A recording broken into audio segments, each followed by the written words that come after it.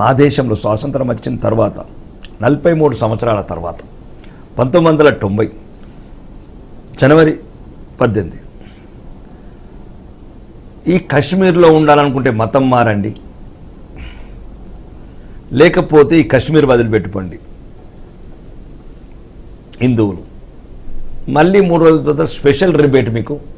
ఇప్పుడు మీరు మాత్రమే పోవాలి, మీ భార్య పిల్లల్ని మాకు అప్పచెప్పిపోవాలి.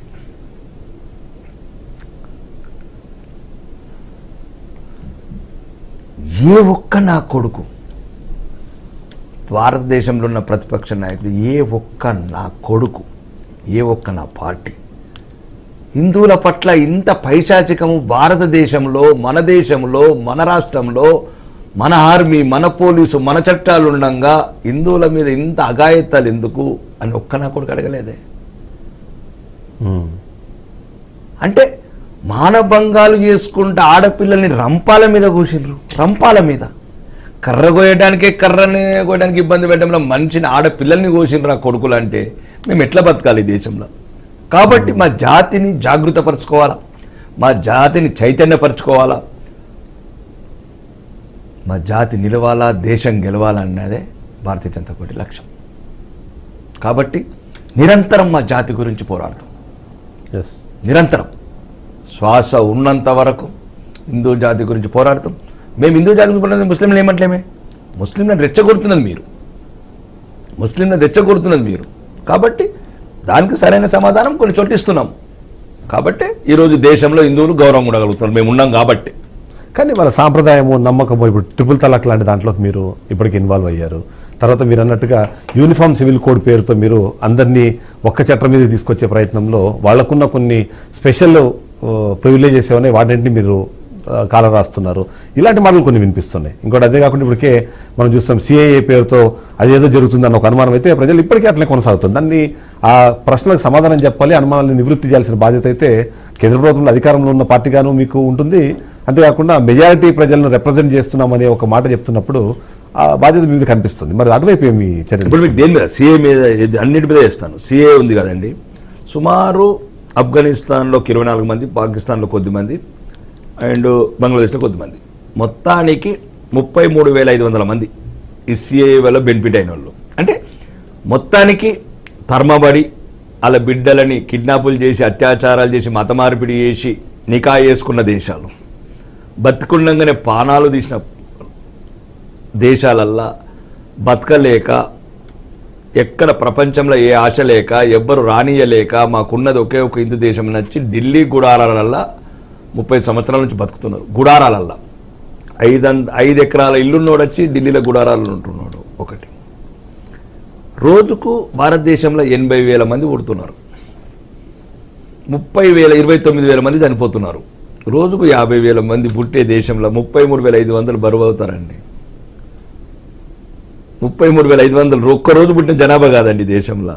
ఇంకా హిందువులు ఎక్కడికి పోతారండి? ప్రపంచంలో ఉన్నదే ఒక హిందూ దేశము, ఇంకా మనం కాక ఎవరు ఉంటారు?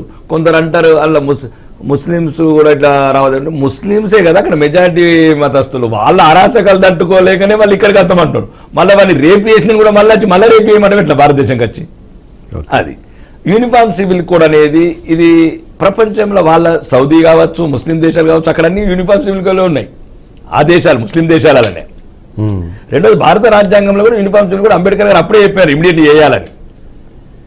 ఎందుకంటే ఇట్లా పర్సనల్ చట్టాల వల్ల వీళ్ళకి దేశం కన్నా మతం ముఖ్యమైనప్పుడు దేశాన్ని కాపాడుకోవాలి మేము. కాబట్టి దేశం లేనప్పుడు ఇంకేముంటుంది? దేశం లేనప్పుడు ధర్మమే అనుకుంటే ధర్మం, లేకపోతే హైదరాబాద్ అనుకుంటే హైదరాబాద్ ఛానల్ ఎక్కడ ఉంటుంది? ఛానల్ ఉండాలా, హైదరాబాద్ ఉండాలా, తెలంగాణ ఉండాలా, దేశం ఉండాలంటే ఒక రకమైన యూనిఫామ్ సివిల్ కోడ్ ఉంటేనే అందరికీ. రెండు రకరకాల సమస్యలు వస్తున్నాయి. కాబట్టి దాన్ని బట్టి యూనిఫామ్ సివిల్ కోడ్ రావాల్సిందే. రాకపోతే ఇప్పుడు నేను చెప్పినట్లు హిందువులు కూడా ఇంకా మొదలు పెట్టండి అని చెప్తున్నాను. మీరు కూడా 11 మందిని కానండి. వాడు 11 మందితో క్రికెట్ ఆడినప్పుడు నువ్వేం క్రికెట్ ఆడి, నువ్వు 2 మందితో క్రికెట్ ఆడతావా? ఆడలేం కదా. క్రికెట్ ఎట్లా ఆడుతావు? వాడు 11 మందితో క్రికెట్ బ్యాటింగ్ చేస్తున్నాడు, బౌలింగ్ చేస్తున్నాడు, ఫీల్డింగ్ పెట్టుకున్నాడు. నువ్వు కూడా ఇద్దరితో ఆ ఫారం కోళ్ళని కన్నట్టు ఇద్దరు పిల్లల్ని కానీ బాయిలర్ కోళ్ళు ఏం చేసుకుంటావు? బాయిలర్ కోళ్ళని చూసినావా? బంగ్లాదేశ్లో మొత్తం డురితాడు ఎలాడు తీసిండ్రు. సూటులోని బూటులోని కులం చూసిండ్రా? ఏం చూడలేదు. కులం చూడలేదు, రావు చూడలేదు, రెడ్డి చూడలేదు, మాదిగ చూడలేదు, మాలా చూడలేదు. హిందూ అయితే చాలు మర్మంగా చూసుకుంటా గోషి పడేసిండ్రు. కాబట్టి యూనిఫామ్ సివిల్ కోడ్ అయ్యే వరకు ఈట్కా జవాబ్ పత్తర్ సే దేనా హై తో బరాబర్ మనం కూడా హిందువులం కూడా అందరం 9 మందిని కనాలి. ఒకటి చెప్పాను, ఇద్దరు ఇప్పుడు మీరు ఏమైతే అంటున్నారో డాక్టర్ ఇంజనీర్ అని కళలుగా అంటున్నారో, 3 ఆర్మీలు ఉండాలి దేశ రక్షణ, 4 రైతు ఉండాలి దేశానికి అన్నం పెట్టేందుకు, 5 పోలీసు వ్యవస్థలు ఉండాలి లా అండ్ ఆర్డర్ కాపాడడానికి, శాంతి భద్రం కాపాడడానికి, 7 లాయర్ ఉండాలి, 6 న్యాయ వ్యవస్థలు ఉండాలి, 7 బిజినెస్ మ్యాన్ ఉండాలి, 8 రాజకీయ నాయకుడు ఉండాలి, 9 పక్క గుండా ఉండాలి, రౌడీ ఉండాలాడు. ఇప్పటికే భారతదేశంలో జనాభా ఎక్కువైపోతుంది అంటే మీరు 9 మందిని కనమంటే ఇక భారతదేశం ఇంకా మరింత క్రైసిస్ లోకి వెళ్ళిపోతుంది. ఏం కాదు, ఏం క్రైసిస్ వెళ్ళిపోదు, ఎందుకంటే అంటే వాళ్ళు గంటలేరా ఎటు వెళ్ళిపోతుంది క్రైసిస్ అంటే 3 మిలియన్లు 30 కోట్లు కావచ్చా? మేము 87% నుండి 79% రావాలా అంటే ఇప్పుడు 12% ఉన్న అస్సాంలో 40% అయితే ఏం కాదు అంటే అలా జనాభా పెరిగితే ఏం కాదు కానీ హిందూ జనాభా మాత్రం పెరగద్దు. చెప్పండి జనాభా అట్లా మళ్ళీ అదే చెప్తున్నాను, జనాభా తగ్గితే అందరు తగ్గాల, ఓకే పెరిగితే అందరికి పెరగాల, రైట్. సో ఆ లాజిక్ అయితే మీరు దాన్ని తీసుకొచ్చారు. అయితే ఇక్కడ మరొక కీలకమైన అంశం, బీజేపీ పార్టీ ఖచ్చితంగా కేంద్రంలో ప్రభుత్వంలో ఉన్న పార్టీ, అంతేకాకుండా రాష్ట్ర శాఖల్లో కొద్ది రకాల సమస్యలు ఉంటాయి. మీరు ఆ సమస్యలను ఎదుర్కొంటున్నారా ఇక్కడ? ఎందుకంటే 2 కేంద్ర మంత్రులు ఉన్నారు, అంతేకాకుండా అంటే ఏమంటే ప్రతి చోట ఒక 2-3 గ్యాంగ్లు ఉంటాయంటారు కదా, అట్లా ఏమైనా గ్యాంగ్లు ఏర్పడమో లేకపోతే ఒకరితో మాట్లాడితే ఇంకొకరికి ఏమైనా సమస్య ఇట్లాంటిది ఏమన్నా మీరు ఎవరైనా ఫేస్ చేస్తున్నారా బీజేపీ పార్టీలో? అలాంటిది ఏం లేదండి, ఇది ఒకటి ఐడియాలజీ పార్టీ, ఈ దేశము ధర్మము న్యాయం గురించి ఏర్పడ్డ పార్టీ, లేకపోతే ఎవరో కేసీఆర్ ఫ్యామిలీ గురించో, లేకపోతే గాంధీల గురించో, కరుణానిధి ఫ్యామిలీయో, లేకపోతే అఖిలేష్ ములాయం యాదవ్లు, లాలూ ప్రసాద్ యాదవ్ గురించి పుట్టిన పార్టీ కాదండి ఇది ఓన్లీ దేశం ధర్మం న్యాయం ఈ 3 మీద నమ్ముకొని, సనాతన ధర్మాన్ని నమ్ముకొని ఈ దేశాన్ని సుభిక్షంగా ఉంచాలా, సురక్షితంగా ఉంచాలా, వికసిత్ భారత్ సురక్షిత్ భారత్ అనే ఒక పద్ధతితో పోతున్న పార్టీ. అట్లాంటివి ఏముండే మీడియాలో చిన్న చిట్చాట్లు వస్తూ ఉంటాయి, కానీ అందరం ఒకటే, అందరం కలిసి ముందుకెళ్తున్నాం. కాబట్టి పొలిటికల్ యాంగిల్ ఆలోచిస్తే ఒకటి, ఇప్పటికే మనం చూస్తున్నాం బీఆర్ఎస్ పార్టీ బీజేపీలో విలీనం కాబోతుంది. అందులో అలాగే ఇప్పటికే పోస్టులు కూడా డిసైడ్ అయిపోయినాయి. కేసీఆర్ గారికి ఒక గవర్నర్ పోస్టు, కేంద్ర మంత్రిగా కేటీఆర్, అలాగే ఇక్కడ ఎల్పీ లీడర్గా కేటీఆర్కి ఇచ్చేస్తారు. ఇదంతా మొత్తం జరుగుతుందని కాంగ్రెస్ పార్టీ చెప్తుంది. ఏమైనా ఆలోచన ఏమైనా ఉందా అంటే బీజేపీ పార్టీ ఇక్కడ బలంగా తయారవ్వాలి అంటే? ఆ మాటలు మాట్లాడిన వ్యక్తి ఎవరు? రేవంత్ రెడ్డి. ఆబ్వియస్లీ సుప్రీంకోర్టు మనం ఏం చివాట్లు పెట్టింది, సుప్రీంకోర్టు ఏం చివాట్లు పెట్టింది అంటే ఎటువంటి రాజ్యాంగబద్ధమైన పదవులు ఉన్నావు, ఏం మాట్లాడుతున్నావు, అసలు ఆ పదవికి నువ్వు అర్హుడవేనా? ఇట్లాంటి మాటలు మాట్లాడచ్చా కవిత బేల్ గారి మీద? కాబట్టి ఆ రేవంత్ రెడ్డి అనే వ్యక్తికి ఎటువంటి నైతిక విలువలు రాజకీయ విలువలు లేని వ్యక్తి, అతను ఏం మాట్లాడదో అతనికి తెలియదు. అతను ఆ రాజ్యాంగబద్ధమైన పదవి కూడా అనర్హుడు అని సుప్రీంకోర్టు చెప్పి నేను కూడా చెప్తున్నాను. ఎవరు ఇప్పుడు ఈ తుపాకి రాముడు అన్నాడు కదా, యనమల రేవంత్ రెడ్డి ఏమన్నాడు, ఫస్ట్ అధికారం రాగానే ఏదో పార్టీ ఫిరాయింపులు వస్తే మేము ఇట్లా బై ఎలక్షన్స్ పోతామన్నాడు, లేకపోతే ఏమన్నాడు ఆటం బాంబునకి వెళ్తా అన్నాడు, మానవ బాంబునకి వెళ్తా అన్నాడు. కాదు ఆ టీఆర్ఎస్ పార్టీ మీద బీఆర్ఎస్ పార్టీ మీద కాకి ఇక్కడ వస్తే కాల్ చేస్తాడు. మరి 10 కాకులు వచ్చినా ఏం చెప్తున్నాడు ఇప్పుడు?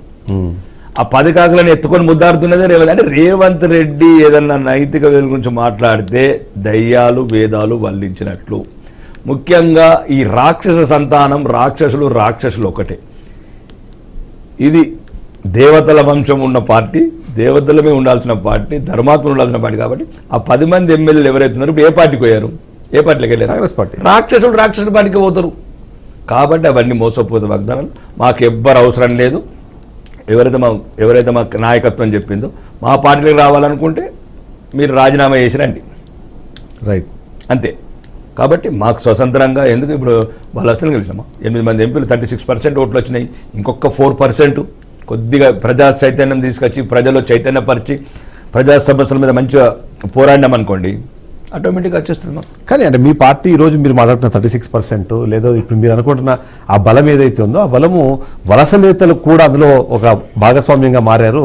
కాంగ్రెస్ పార్టీ నుంచి వచ్చిన కానివ్వండి, స్పెసిఫిక్గా ఈ పార్లమెంట్ ఎన్నికల్లో కూడా బీఆర్ఎస్ పార్టీ నుంచి వచ్చిన నాయకులు కూడా దాంట్లో వాళ్ళ పార్టిసిపేషన్ ఉంది అనేది ఒక మాట అయితే వినిపిస్తుంటుంది. సో ఆ నెక్స్ట్ పర్సెంటేజ్ ఇప్పుడు ఆ 36% నుంచి ఒక 45కో 50కో వెళ్ళాలి అంటే ఆ వలస నాయకుల మీద లేదా ఆ వలస నాయకుల మీద ఆధారపడాల్సిన అవసరం కనిపిస్తుందా? ఏ పార్టీ కూడా అండి, ఇప్పుడు కాంగ్రెస్ అయినా బీఆర్ఎస్ అయినా పెట్టిన రోజు ఉన్న 10 మందితో ఏ పార్టీ అనేది నిరంతరం విస్తరించుకుపోవడమే పార్టీల ప్రధాన లక్ష్యం ఉంటుంది. అలానే మా పార్టీ కూడా సుమారు ఎక్కడనో మొదలైన 2-2 ఎంపీలతో మొదలైన పోరాటం ఈరోజు ఒక ప్రభుత్వాన్ని 3 సార్లు అధికారంలో తీసుకురావడం. ఇంతకుముందు వాజ్పేయి గారు ఒకసారి 4 సార్లు అధికారం తీసుకొచ్చినాం. 80లో ఏప్రిల్ 6 నాడు పార్టీ పెట్టిన రోజు ఇద్దరు అవును. ఒక దైవ సమ్మతులు, దైవాంశ సమ్మతం కావచ్చు, లేకపోతే ఆరాధ్య దైవాలు కావచ్చు, అద్వానీ గారు, వాజ్పేయి గారు పెట్టిన పార్టీ ఆ రోజు శ్యామ్ ప్రసాద్ ముఖర్జీ గారు పెట్టిన జనసంఘ్ కావచ్చు, ఈరోజు నిత్య నూతనమై జాతి గురించి వెలుగు